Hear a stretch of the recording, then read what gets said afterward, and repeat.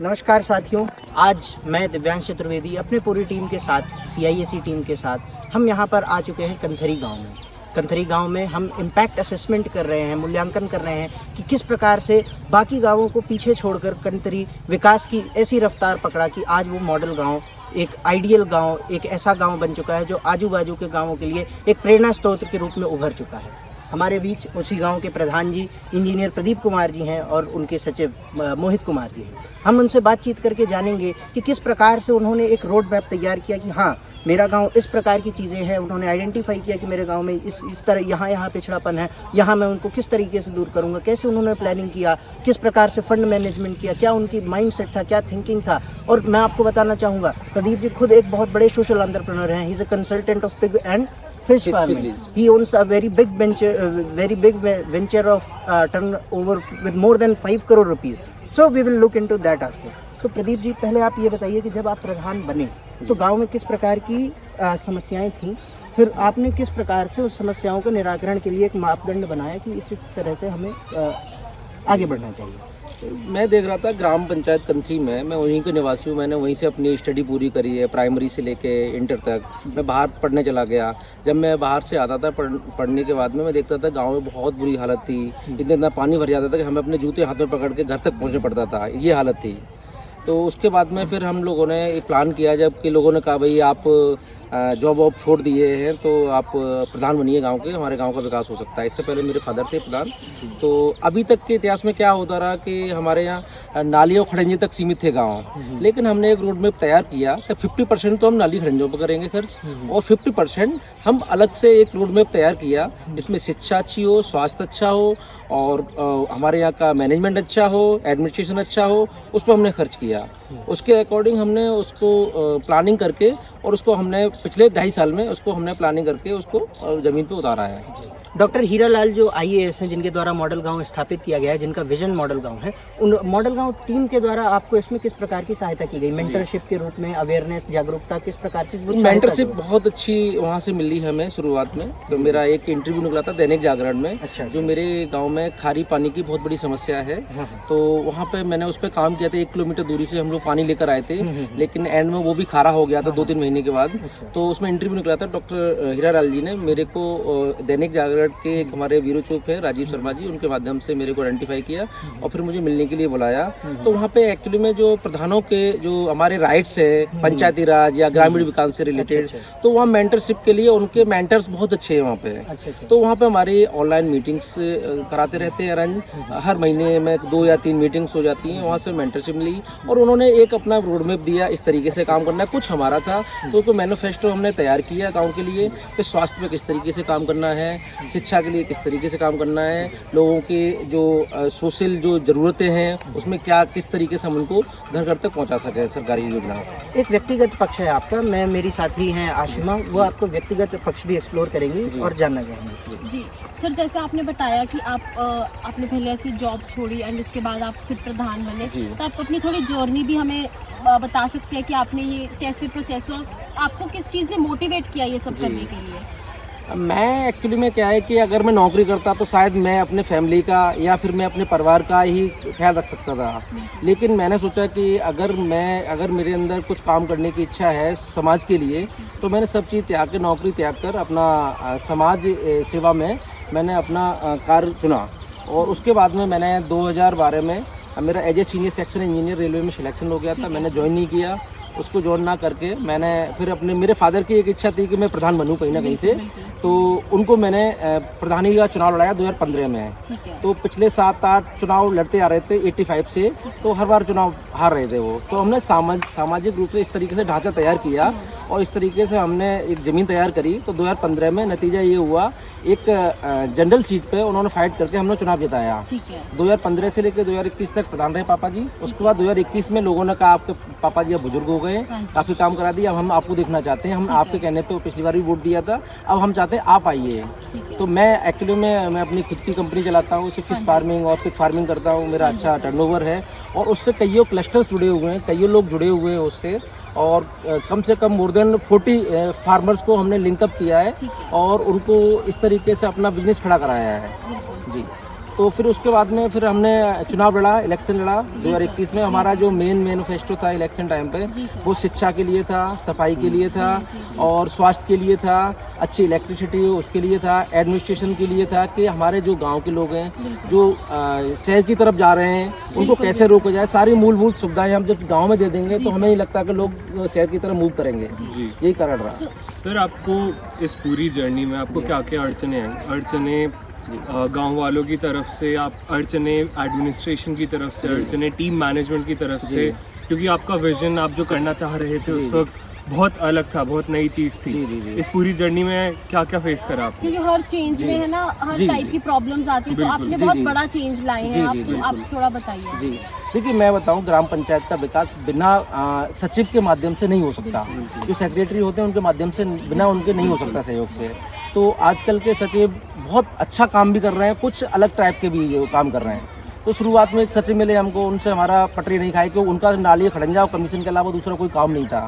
वो हमने बिल्कुल उसको डिक्लाइन कर दिया और फिर हमने अच्छे सचिवों को बुलाया अपने यहाँ और उनके साथ में हमने कंधे से कंधा मिला के, हमारे सचिव जी हैं मोहित यादव जी, तो हमारे कंधे से कंधा मिला के हमेशा हमारे साथ खड़े रहते हैं। जो भी हम निर्णय लेते हैं उसके साथ में रहते हैं। हम दोनों लोग अपनी पॉलिसी बनाते हैं, उसको हम उतारते हैं लोगों के जनहित के लिए। जी सचिव जी, आप अपनी जर्नी इनके साथ आपने कैसे शुरू करा, कब मिले, कहाँ से मिले, उसके आगे आपने साथ मिलके कैसे कैसे इनका सहयोग दिया, कुछ उस बारे में बताइए। मैं पिछले 2018 से इसी जनपद में पोस्टेड हूँ।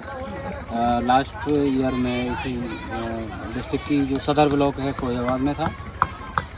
फर्स्ट पोस्टिंग राव ब्लॉक के पास में ही जसराना ब्लॉक है, मैं वहाँ था। तो इसी बार लास्ट प्रधान जी से संपर्क था। तो अब एक ही जनपद है तो मिल चलती रहती थी, तो हमें भी लगा कि काश हम भी प्रधान जी के साथ थोड़ा आएँ तो और अच्छा बेहतर कर सकते हैं। तो सौभाग्यवश प्रधान जी के यहाँ हमारा राव में ट्रांसफ़र हुआ और मुझे पंचायत मिली। तो हम प्रधान जी के संपर्क में आए, दोनों लोग मिले। प्रधान जी ने अपना अनुभव मुझसे शेयर किया, मैंने उसको सोचा समझा।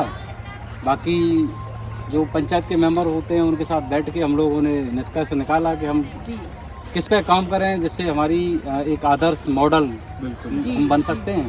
तो जो सुझाव आए लोगों के, जो सामान्य समस्याएं थी उन लोगों को हमने क्रिएट किया और उन्हें उसमें लेकर रिटर्न में लेके आए, उस पर काम किया।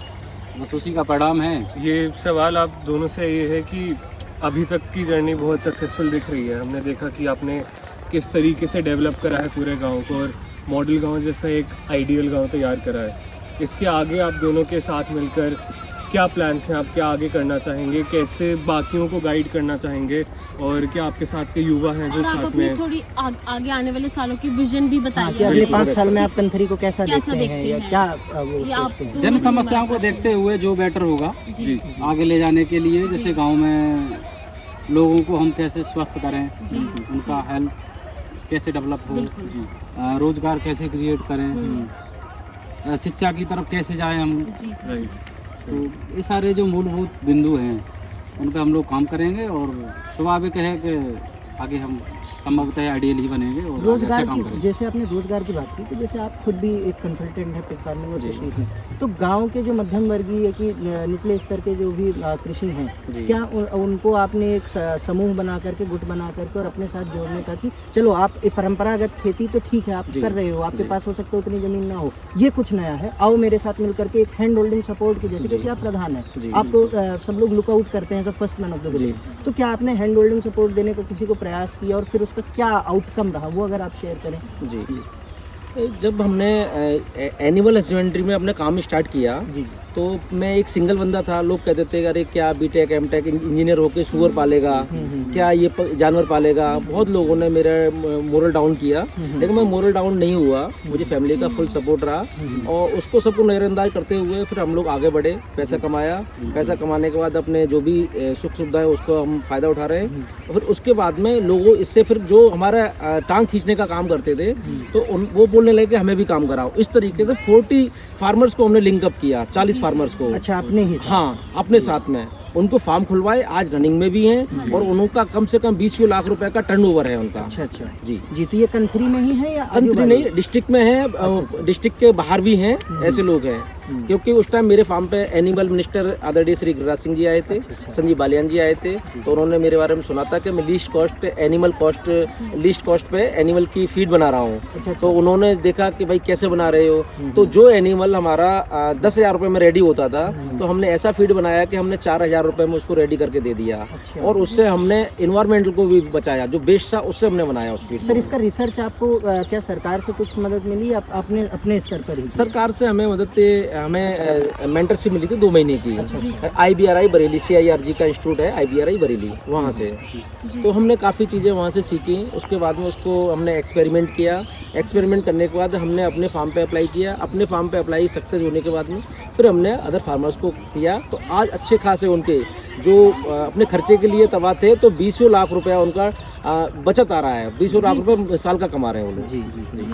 मैं बस लास्ट चीज़ पूछना चाहूँगा आपसे, आपने खुद बताया था कि आपको IVRI से ग्लोबल अवार्ड मिला था एक ही इंडिया के अंदर और बाहर से आए हुए आपने पिग फार्मिंग के लिए, ज़रा बताइए। पिग फार्मिंग के लिए जो इनोवेटिव फीड था, उसमें ऑल ओवर इंडिया लेवल पे 2019 में एक कंपटीशन हुआ था, उसमें मेरा फर्स्ट रैंक आया था। तो हमने उसमें एक कंपटीशन सभी लोगों ने किया था, ऑल ओवर इंडिया लोग से आए थे लोग, उन्होंने उसमें एग्ज़ाम दिया, उनका पिच हुआ और उसके बाद में डिसाइड हुआ, तो मेरा फर्स्ट रैंक था उसमें।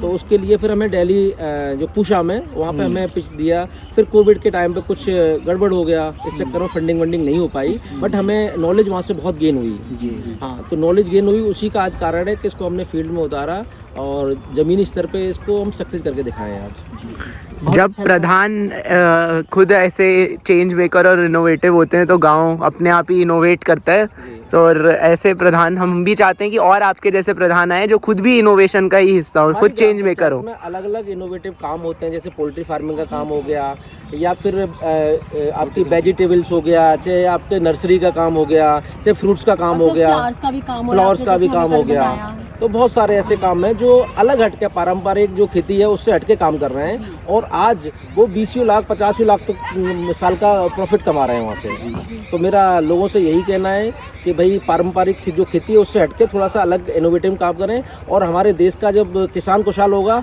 तो जाहिर सी बात हमारा देश अपने आप खुशहाल बन जाएगा और गांव अपने आप खुशहाल बनेगा। और प्रधान सिर्फ नाली खड़ंजा तक नहीं रहे, शिक्षा, स्वास्थ्य, रोजगार इसकी तरफ ध्यान दें तो हमारा देश अपने आप खुशहाल हो जाएगा। बिल्कुल सर। बहुत अच्छा लगा बात करके। हमारे बीच प्रदीप कुमार जी मौजूद रहे। जैसा कि आपने देखा, रियल मायनों में सोशल एंटरप्रेन्योरशिप यही है, आप खुद भी प्रॉफिट देखें, पीपल देखें, प्लेनेट देखें, और he is one of the finest example of this. So I hope that it has been really inspiring journey to all of you, and we shall come up with more such endeavors with CISE. Stay tuned. Thank you.